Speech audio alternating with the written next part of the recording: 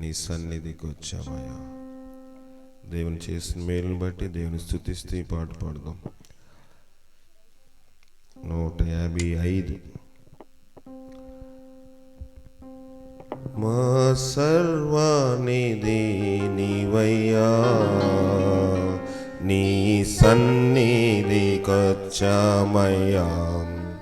బహుబలహీనులము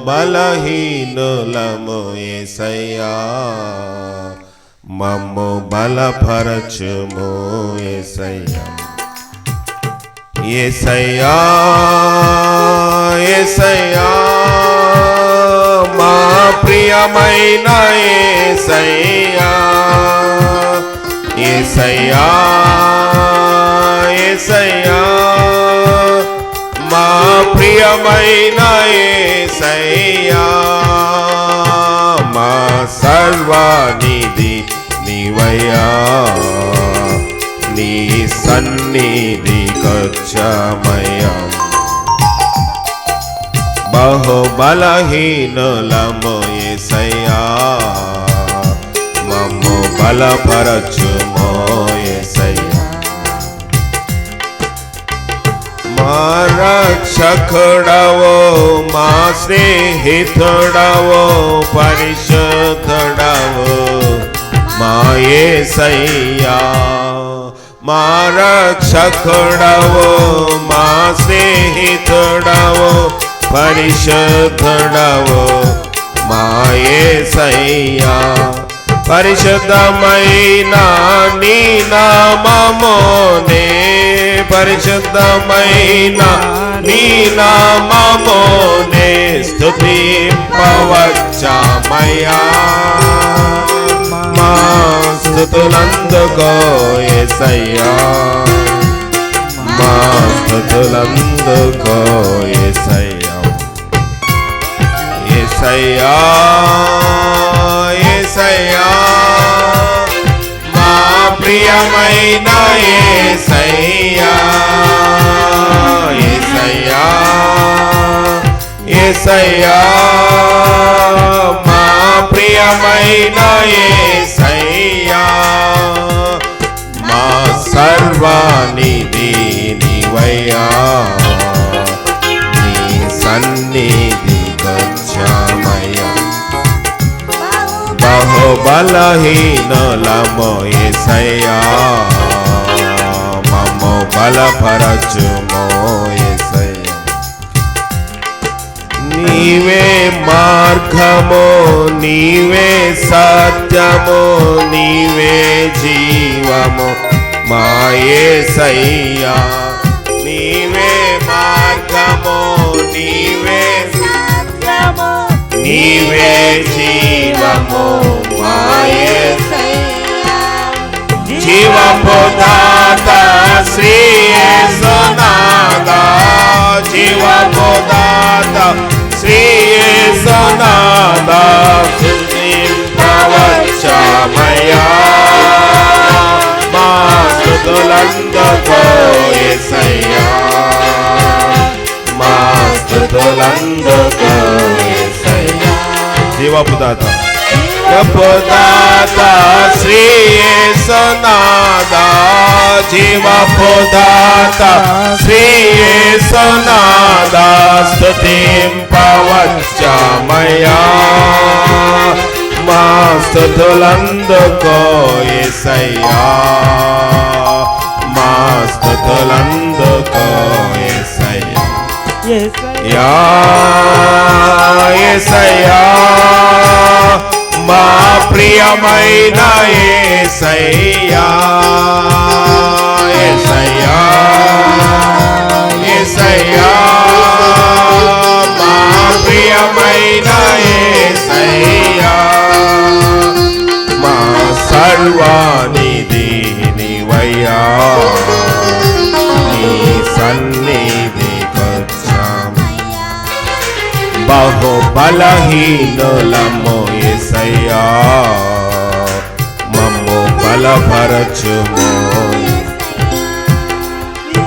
విరిగితివయ్యా, నలిగితివయ్యా, కలువరిలో మా యేసయ్యా విరిగితివయ్యా నలిగితివయ్యా కలువరిలో మా యేసయ్యా విరిగి నలిగిన హృదయాలతోనే విరిగి నలిగిన హృదయాలతోనే స్తుతింపవచ్చామయ్యా మా స్తుతులందుకో యేసయ్యా మా స్తుతులందుకో విరిగి నలిగిన హృదయాలతోనే విరిగి నలిగిన హృదయాలతోనే స్తుతింపవచ్చామయ్యా మా స్తుతులందుకో యేసయ్యా మా స్తుతులందుకో యేసయ్యా యేసయ్యా యేసయ్యా మా ప్రియమైన యేసయ్యా యేసయ్యా యేసయ్యా మా ప్రియమైన యేసయ్యా మా సర్వానిధి నీవయ్యా నీ సన్నిధికొచ్చామయ్యా బహు బలహీనులము యేసయ్యా మమ్ము బలపరచుమో యేసయ్యా. దేవుని వాక్యం విందాం. ప్రభువైన యేసుక్రీస్తు యొక్క ప్రశస్తమైన వాళ్ళు మీ అందరికీ వందనాలు. కూటమి ఏర్పాటు చేసిన David, Mary, James, John Wesley కూడా ప్రత్యేకమైన వందనాలు. దేవుని వాక్యం చూసుకుందాము.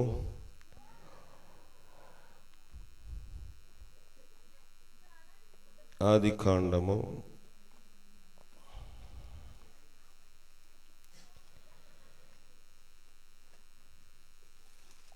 39వ అధ్యాయం 40వ అధ్యాయము 23వ వచనం. ఆదికాండము 40:23. అయితే పానదాయకుల అధిపతి యోసేపును జ్ఞాపకము చేసుకొనక అతన్ని మరిచిపోయెను. చిన్న ప్రార్థన. జీవం గల దేవా, కొద్ది నిమిషముల దేవా తండ్రి, కూటములో ఈ యొక్క శబ్ద యంత్రం మైక్ ద్వారాగా వాక్యం అందించడానికి కూటంలో కూడిన ప్రతి ఒక్కరికి మొదటగా నాకే వాక్యం కావాలో ఆ ఎగుడను ఆ పిత్తుడను పాపుల ప్రధాన పరిషత్తులు అర్పణని జ్ఞాపకం చేసుకుని మీరే నీ నోటిగా నీ పనుముట్టుగా నన్ను వాడుకొని భద్రపరచమని క్రీస్తు అడుగుచున్నాం తండ్రి, ఆమేన్. అయితే పానదాయకుల అధిపతి యోసేపును జ్ఞాపకం చేసుకొనక అతన్ని మరిచిపోయాను. ఇతను ఎందుకు యోసేపుని జ్ఞాపకం చేసుకోవాలి? ఈ పానదాయకుల అధిపతి, భక్ష్యదాయకుల అధిపతి, వీళ్ళిద్దరూ ఒక తప్పు చేసి నేరం చేసి చెరసాల్లో ఉన్నారు. వారిద్దరికీ కూడా కళ్ళు వచ్చాయి. ఆ చెరసాల్లోనే యోసేపు కూడా ఉన్నాడు, నివాసం చేస్తా ఉన్నాడు వాళ్ళతో పాటు. కొన్ని దినములు అలా గడుస్తున్నప్పుడు యోసేపు వారందరికీ ఒక లీడర్ అయిపోయాడు. జైల్లో ఉన్న జైలు అధికారి యోసేపుని వారి చేతికి యోసేపుకి మిగతా ఖైదీలందరినీ యోసేపు చేతికి అప్పగించాడు. రేపొద్దున రాజుగారి యొక్క పుట్టినరోజు. ఈ టైంలోని సాధారణంగా ఖైదీలను విడుదల చేయాలా చంపేయాలా అన్నది నిర్ణయం తీసుకునే దినము. ఆ దినము సమీపించినప్పుడు పానదాయకుల అధిపతి అంటే రాజుగారికి ద్రాక్షరసము, నీళ్లు, మజ్జిగి, జ్యూసులు అతను ఏమి తాగాలన్నా అతను పరీక్ష చేసి దాన్ని అందిస్తాడు. ఇంకొక ఆయన పేరు భక్ష్యదాయకుల అధిపతి. రాజుగారు ఏమి తినాలన్నా అతను పరీక్ష చేసి అందిస్తాడు. అధిపతి అతను. పానదాయకుల అధిపతి. అతని కింద అనేక మంది స్టీవర్డ్స్ అంటే పరిచారకులు ఉంటారు. ఇతను పరీక్ష చేసి ఇది రాజుగారు తినొచ్చు, ఇది పరీక్ష చేసి ఇది రాజుగారు తాగొచ్చు అంటే రాజుగారికి అందింపజేస్తారు. అయితే వీళ్ళకి కల వచ్చినప్పుడు ఇద్దరు కలవరంతో ఉన్నారు. భక్ష్యదాయకుల అధిపతి కల ఏసేపు విన్నప్పుడు, అబ్బాయి నీ ఉద్యోగం నీకు తిరిగి రాదు, రాజుగారు నేను చంపించేస్తాడు, ఇంకా నీ బ్రతుకు మీద ఆశ పెట్టుకోవడం అనవసరము, మరణం కోసం సిద్ధపడమని చెప్పాడు. పానదాయకుల అధిపతి అన్నాడు, నీకు వచ్చిన కళ మంచిది, రేపొద్దుట మళ్ళీ రాజుకి నీవు దగ్గర ఉద్యోగం చేస్తావు, రాజుకు నువ్వు మళ్ళీ గిన్నె అందిస్తావు, పానము అన్నీ ఇస్తావు, నీ ఉద్యోగం వస్తుంది, నువ్వు బ్రతుకుతావు అని చెప్పినప్పుడు చాలా సంతోషపడ్డాడు పానదాయకుల అధిపతి. నీ సంతోషం బాగానే ఉంది, కానీ నువ్వు రాజు దగ్గర ఉన్నప్పుడు ఒక్కసారి నా విషయం రాజు దగ్గర మనవి చెయ్యి, చెప్పు అంటే, నేను నిన్నెందుకు మర్చిపోతాను అన్నాడు. ఎవరు? పానదాయకుల అధిపతి. కానీ బైబిల్ చెప్తుంది, అయితే పానదాయకుల అధిపతి యేసేపును జ్ఞాపకం చేసుకొనక అతన్ని మరిచిపోయాడు. ఇప్పుడే చెప్పాడు కదా దేవుడి సాక్ష్యము. ఇక్కడ గణేష్ అని పిలుస్తారు. ఆయనకి దేవుడు చేసిన మేలును మర్చిపోయి ఉంటే ఈ కూటం పెట్టుకునేవాడు కాదు. మనము కూడా చాలాసార్లు దేవుడు చేసిన మేలుని మర్చిపోతాం. దేవుడు దావీదు అన్నాడు, యెహోవా నాకు చేసిన ఉపకారములన్నిటికీ నేను ఆయనకి ఏమి చెల్లించెదను. దేవుడు ఎన్నో ఉపకారములు చేస్తున్నాడు. మనం బ్రతికి బట్ట కడుతున్నామంటే, బ్రతికి ఆహారము తింటున్నామంటే అది ఉపకారము కదా. యెహోవా, దావీదు ఏమంటున్నాడు? యెహోవా కీర్తనల గ్రంథము 116వ అధ్యాయము 116వ సంకీర్తన చూద్దాము. కీర్తన 116వ అధ్యాయంలో ఈ మాట తేటగా ఉంది. 12వ వచనమా? 12వ. యెహోవా నాకు చేసిన ఉపకారములన్నిటికీ నేను ఆయనకు ఏమి చెల్లించెదను? రక్షణ పాత్రను చేతపుచ్చుకుని యెహోవా నామమున ప్రార్థన చేసేదను. దేవుడు మనకు చేసిన ఉపకారములన్నిటికీ మనం ఏమి చెల్లించగలము? డేవిడ్ని ట్రాక్టర్లో యాక్సిడెంట్ అయినప్పుడు చనిపోవలసిన వాడు బ్రతికించాడు. లోకపరంగా అయితే మనకు ఎవరైనా ఏదైనా ఉపకారం చేస్తే దానికి సానుభూతిగా, దానికి ప్రతిఫలంగా, కృతజ్ఞతగా బట్టలు పెడతాం, భోజనం పెడతాం, దావత్ అంటే ఏదో పార్టీ చేస్తాము, ఏదో ఒక రకంగా వాళ్ళ కృతజ్ఞత మనం తీర్చేసుకుంటాం. దేవుడు చేసిన కృతజ్ఞత మేలు మనం తీర్చుకోగలమా? తీర్చలేము కదా. అందుకే దావీదు అన్నాడు, యెహోవా నాకు చేసిన ఉపకారములన్నిటికీ నేను ఆయనకి ఏమి చెల్లించగలను. ఒక క్వశ్చన్ మార్క్, ఒక ప్రశ్న వేసుకుంటూ అన్నాడు, రక్షణ పాత్రను చేతబుచ్చుకుని యెహోవా నామమున ప్రార్థన. మొదటిది. రెండోది ఏం చెప్తున్నాడు? యెహోవాకు నా మ్రొక్కుబళ్ళు చెల్లించెదను, ఆయన ప్రజలందరి ఎదుటనే. ఈ కూటం అవసరమా అని మనం అనుకుంటాం చాలాసార్లు. ఈ డబ్బులుంటే ఏదైనా పిల్లలకు బ్యాంకులో వేసుకోవచ్చు కదా, ఓ 10,000 15,000 ఖర్చు అవుతుంది. కానీ దావీదు చెప్తున్న మాట బైబిల్లోని, ఈ నా మొక్కుబడులు ఆయన ప్రజలందరి ఎదుటనే చెల్లించెదను. మనం చేసిన కృతజ్ఞతకి దేవునికి మొక్కుబడులు, దేవుని ఎదుట మనం సాక్ష్యం చెప్పాలి. సాక్ష్యం అనేది మనకి దేవుడిచ్చింది, దేవుడు చేసిన మేలులను ప్రచురము చేయాలి. పానదాయకుల అధిపతి యేసేపును జ్ఞాపకం చేసుకొనక ఏం చేశాడంట? మరిచిపోయాడు. డేవిడ్కి ఒక్కడికైనా ఈ ఊర్లో మేలు జరిగింది, ఈ సంఘంలోకి వచ్చేవారిలో ఇంకెవరికి జరగలేదా? మర్చిపోయామా? పర్వాలేదులే, దేవుడు మన కష్టాలు తెలుసు కదా, దేవుడు మన ఇబ్బంది తెలుసు కదా, మన జోబులో డబ్బులు లేవు కదా, మన దగ్గర ఆహారం లేదు కదా, మన దగ్గర అది లేదు కదా, ఇది లేదు కదా అని కాలవ్యాపనం చేసేస్తున్నామా? దేవుని వాక్యము ఖచ్చితంగా చెప్తుంది, చేసిన ఉపకారములకు ఏం చేయాలంట? మ్రొక్కుబళ్ళు చెల్లించాలి. ఆయన ప్రజలందరి ఎదుటనే చెల్లించాలి. అందుకే ప్రార్థన, అందుకే కృతజ్ఞత కూడికలు. చాలా మంది అనుకోవచ్చు పెళ్లికైతే ఎంతనే ఖర్చు పెడతాం. ఖర్చు పెట్టమా? ఒకవేళ జేమ్స్ పెళ్లి చేయవలసి వస్తే ఇంకెక్కువ ఖర్చు పెడతాడు డేవిడ్. కానీ దానికన్నా దేవుని వాక్యం చేస్తుంది, మనము దేవుని ఎదుట, దేవుని సంఘం ఎదుట మ్రొక్కుబళ్ళు చెల్లించాలి. ఆయన ప్రజలందరి ఎదుటనే చెల్లించెదను. కృతజ్ఞత చెల్లించేది బంధువుల మధ్య కాదు, కృతజ్ఞత చెల్లించేది రక్త సంబంధుల మధ్యన కాదు. కృతజ్ఞత చెల్లించవలసింది మన ఇంట్లో వాళ్ళు పిలిచి మనం మనకే భోజనం చేయడం కాదు. చాలాసార్లు కొన్ని కుటుంబాలు మనం చూసినప్పుడు కృతజ్ఞత కూడికలు వారి ఇంటి వారికే పరిమితం అయిపోతాయి.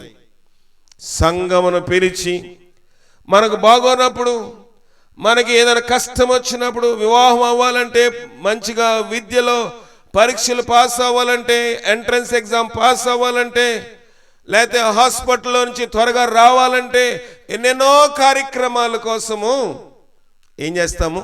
ప్రార్థన సంఘాన్ని కోరుతాము. కానీ సంఘము చేసిన ప్రార్థనకి కృతజ్ఞతగా సంఘానికి ఏం చేస్తున్నాము? దైవజనులకి ఏమి చేయగలుగుతున్నాము?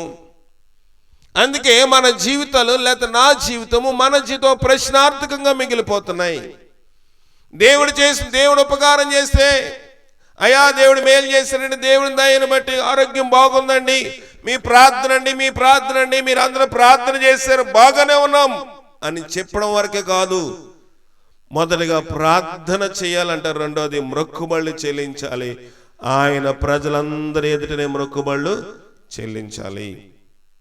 ఇది నాలో క్రైస్తవ సమాజానికి లేనిది ఏంటంటే కృతజ్ఞత. అయ్యా ఏముందని నేను కూటం పెట్టుకోవాలండి? దానియేలు ఉన్నాడు. దానియేలు దినముల్లోని దానియేలు దగ్గర రాజు ఒక ఆజ్ఞ జారీ చేశాడు. ఏంటంటే, కొన్ని దినముల వరకు నా దగ్గర తప్ప ఏ మనుషుడు ఎవరి దగ్గర విచారణ చేయకూడదు. దానియేలుకి అది మంచి సమయమా? దానియేలు కృతజ్ఞత చెల్లించగలిగే సమయం అంటారా? దానియేలు దేవుని దగ్గరికి వెళ్ళి ప్రభువా నా ఎడల ఎంతో మేలు చేసావు అని చెప్పే సమయమా? చెప్పండి, చెప్పే సమయమా? కాదు. కానీ ఏం చేశారంట దానియేలు? ముమ్మారు తన మేడ గది పైకిటికి యెరూషలేము తట్టు తెరిచి ఉండగా తన దేవునికి ఏం చేశాడంట? ప్రార్థన చేయుచు ఆయన స్తుతించుచు వచ్చాను. దేనికి స్తుతి? కష్టం వచ్చింది. కష్టం వచ్చినప్పుడు కూడా స్తుతి చెల్లించాడు దానియేలు. నా భర్త మారలేదంటావు, మారిన తర్వాత ప్రార్థన స్తుతి ఉంటుందా? ఉండదు. దానియేలుకి కష్టం వచ్చింది, కఠినమైన జటిలమైన సమస్య ఏర్పడింది. ఎంత మాత్రము సమాజంలో తలెత్తుకోలేడు. ప్రపంచం, దేశమంతా ఒకటైపోయింది. దానియేలు ఒక్కడిగా మిగిలిపోతే, ఒక్క పూట కాదు, 2 పూటలు కాదు, ముమ్మారు దేవునికి ప్రార్థన చేయొచ్చు, ఆయన స్తుతించుచు వచ్చెను. సరిపోతుందని వద్దు, టైం లేదు. దానియేలు ఇటు శాసనము సంతకము చేయబడిందని తెలుసుకున్నప్పటికీ యథాప్రకారము మనమంటా దేవుడు ఏ మేలు చేశాడని నేను చేయాలండి, దేవుడికి మేలు చేస్తే ఎంతైనా పెడతాను అని చెప్తాం. చేసిన తర్వాత పెట్టగలమా? హాస్పిటల్కి వెళ్తే బిల్స్ ఎంత అవుతాయి తెలుస్తుంది. హాస్పిటల్కి వెళ్తే లక్షల బిల్స్ అవుతాయి. కడతానే ఉంటాము. దేవుడు దాన్ని ఆపకపోతే మన ఆస్తి అంతటినీ పోగొట్టుకుంటాము. ఇటీవల మా మేనమామ కొడుకు కూతురికి ఆపరేషన్ కోసము బ్రెయిన్ చిన్న మెదడు పాడైపోతే, కొంతమంది మీకు తెలిసి ఉంటుంది, అమ్మగారు కూడా చెప్పుంటారు, ఆమెను హైదరాబాద్ ఆపరేషన్కి, ఆమె హైదరాబాద్లోని హాస్పిటల్లో అడ్మిట్ చేశారు. ఎన్ని లక్షలైనా ఖర్చు పెడతాం, పొలమైనా అమ్మేస్తాము. ఆమెను ఊపిరి అందేటప్పుడు అది ఊపిరి తీసడానికి వీల్లేదు. దాని అంతటా అది ఆగిపోతే సరే, లేకపోతే ఆమెను ఊపిరి మేము ఆపలేము. లక్షలు ఖర్చు పెట్టారు. ప్రాణంతో వచ్చిందా? రాలేదు. ఆ టైంలో కాదు మనం దేవుని దగ్గరికి వచ్చేది. ఇబ్బంది వచ్చినప్పుడు దేవుని దగ్గర రావడం కాదు. నేడు అను సమయం ఉండగానే ప్రభు చెప్తా ఉన్నాడు, నీ సృష్టికర్త నువ్వు స్మరణకు తెచ్చుకోవాలి. దేవుడు చేస్తున్నది వాక్యానుసారమైనది. ఈ కుటుంబము దేవుని వాక్యానుసారంగా ఇది చెయ్యాలి కనుక ఇది చేస్తా ఉన్నారు. బైబిల్లో ఒక మనుష్యుడున్నాడు. ఆ వ్యక్తి యొక్క వృత్తాంతం చూసి నేను ముగించేస్తాను. లూకా రాసిన సువార్తలో ఆ భాగం మనం చూద్దాము. లూకా రాసిన సువార్త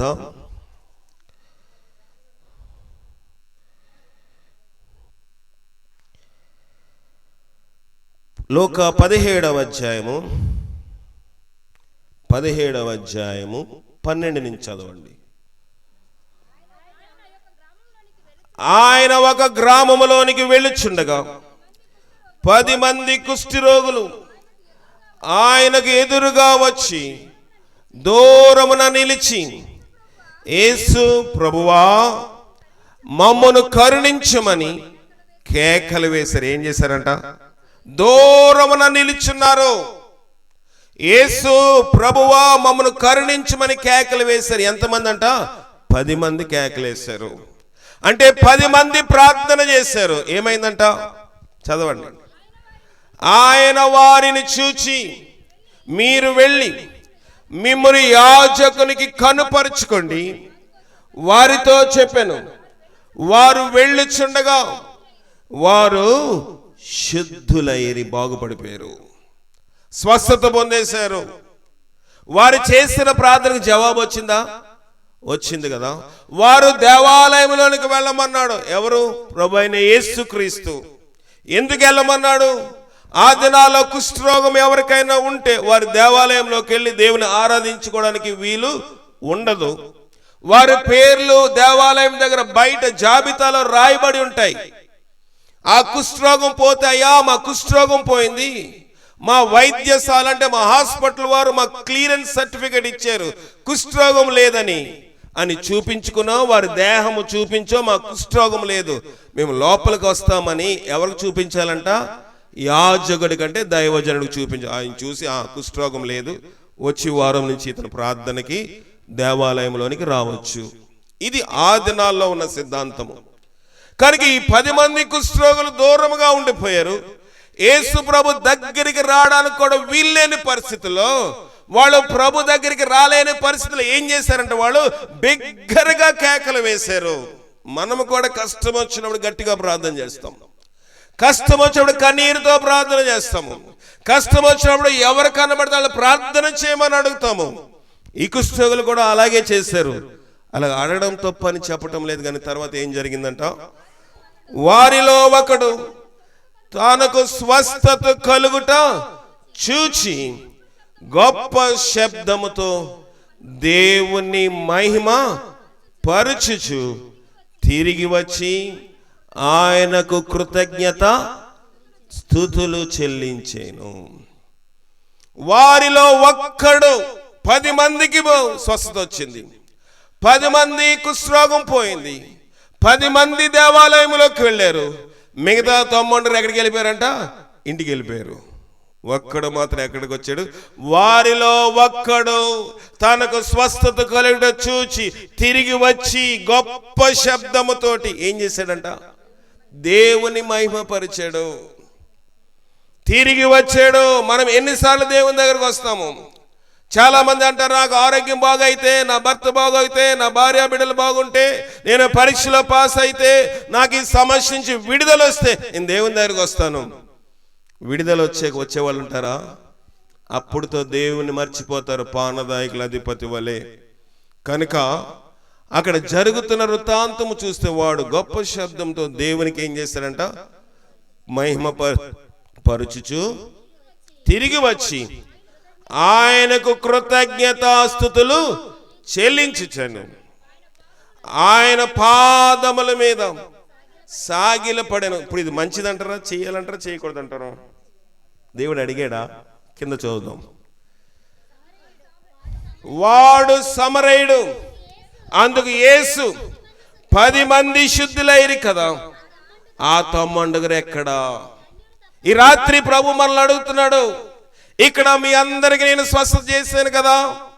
ఈ రాత్రి డేవిడ్ యొక్క గృహంలోనే కూడిక, మిగతా జోగుంపేటలో ఉన్న సంఘస్థుల సంగతి ఏంటి అంటే, పెట్టుకోని వాళ్ళ సంగతి దేవుడు అడుగుతున్నాడా అడగట్లేదా? అడుగుతున్నాడు. 10 మంది శుద్ధులయ్యారు కదా, మిగతా 90 ఎక్కడా? అమ్మగారు ప్రార్థన చేస్తే, అయ్యగారు ప్రార్థన చేస్తే, సంఘం ప్రార్థన చేస్తే మేలు పొందిన వారు అనేక మంది ఉన్నారు. ఇదే ఈవేళ పెళ్ళైతే ఇది అంతా సరిపోతుందా? చాలదు. కృతజ్ఞత కూడికి రారు, పెళ్ళికైతే వస్తారు. ఇవాళ ఉదయం బాప్తీసం ఇచ్చినప్పుడు అదే విచారపడ్డాను. రేపు పొద్దున గోకవరం వెళ్ళాలంటే చాలా మంది వస్తారు, రారా? కానీ అంతకన్నా ఒక స్త్రీ ఒక పురుషుడితో వివాహం చేసుకున్న దానికి అంత విలువిస్తున్నాము. బాప్తీసం అనేది ఎవరితో ఒప్పందము? దేవునితో ఒప్పందం. దానికన్నా విలువైంది కదా. పెళ్లి భోజనం కన్నా, వివాహ కార్యక్రమం కన్నా బాప్తీసము చాలా ప్రాముఖ్యమైనది ఒక క్రైస్తవుడికి. కానీ సంఘంలో దానికి ప్రాధాన్యత లేదు. మనుషులు వాటిని విచారణ చేయరు. అదే పెళ్ళి అనుకోండి, వెళ్తారు. రేపొద్దున బుధవారం ఇక్కడ ప్రధానం అంటే ఎక్కువ మంది ఇదంతా ఉంటారు. ఉండరా? భోజనం కదా. భోజనం కోసం కాదు, ఏమి తిందుమా, ఏమి త్రాగుదమా, ఏమి ధరించుకుందాం, వాటి గురించి మీరు విచారించొద్దని దేవుని వాక్యం సెలవిస్తా ఉంది. కనుక ఈ రాత్రికాల సమయంలో ప్రభడుతున్నాడు, ఆ 90 ఎక్కడా? ఆ లిస్టులో నేనున్నానేమో, ఆ లిస్టులో నీవున్నావేమో. ఈ రాత్రి ప్రభు మనందరితో మాట్లాడుతున్న ఒకటే ఒక మాట ఏంటంటే, నీవు కృతజ్ఞత కలిగి ఉన్నావా లేదా? కృతజ్ఞత కలిగి ఉంటే ప్రార్థన చెయ్యి. రెండోది, మొక్కుబళ్ళు ఆయన ప్రజలందరి ఎదుట చెయ్యి. కుష్ఠరోగి అలాగ చేశాడు, దేవుని యొక్క మహిమను చూశాడు. ప్రభాతంతో ఏమన్నాడు? ఆకారం మాట చదివేయండి. ఈ అన్యుడు తప్ప దేవుని మహిమ పరచుటకు ఏంటంట? ఈ అన్యుడు తప్ప దేవుని మహిమ పరిచిన వాడు, తిరిగి వచ్చిన వాడు ఎవడును ఆగుపడలేదా? ఈ అన్యుడు తప్ప. చెప్పాలంటే డేవిడ్ కూడా అన్యుడే కాదా? ఇంకా రక్షించబడలేదు, ఇంకా మారు మనసు పొందలేదు, ఇంకా పాప క్షమాపణ వాగ్దానం పొందలేదు, ఇంకా ఆయన బాప్తీసం తీసుకోలేదు, ఇంకా దేవునిలో ఎదుగుతూ ఉన్నాడు. కానీ దేవుడు అంటున్నాడు, ఈ అన్యుడు తప్ప దేవుని మహింపరచుటకు ఎవరో అగుపడలేదా? కనుక ఈ రాత్రికాల సమయంలో ఈ మాటలు విన్న మనము, నీవు నేను కృతజ్ఞత కలిగి ఉండినట్లుగా పరిశుద్ధాత్మ శక్తి సహాయం చేసి కాపాడను గాక.